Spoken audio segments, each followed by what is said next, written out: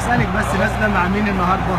انا تابع الرئيس السيسي. كل مره بتنزلي، مره نزلتي مع الاخوان. لا انا كذاب. لا كذاب، ولو طلعت لك صورتك وانت بتنزلي مع الاخوان. كذاب والله العظيم نزلتي في مظاهرات مرسي صح؟ كانت موجوده والله العظيم. ما تحلفش بالعظيم. يوم ما مرسي نجح كانت موجوده في ميدان التحرير. كنت موجوده لكن انا مش عايزاه. ما انت قلتي لسه دلوقتي قلتي كنت موجوده بس مش عايزاه، ما كنتش عايزاه مرسي. ده انت نزلتي في ميدان التحرير. حضرتك تبع الاخوان؟ اخوان؟ هو انتوا كل حاجه عندكم اخوان؟ انا تبع البلد كلها اخوان. البلد كلها اخوان. لا طبعا. احنا دلوقتي انت بتصورني ليه حضرتك؟ مش عايز تصوري بلاش، بس احنا بنسالك. موبايل ولا ايه؟ لا ده موبايل ايه؟ انت استاذنت يعني قلت لي عن اذنك تصوري؟ معلش حقك عليا.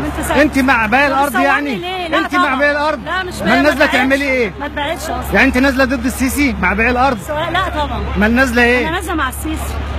طب ما السيسي بيبيع الارض؟ لا ما باعهاش، الجزيرتين بتوع السعوديه. الف مبروك. طب وريني بقى.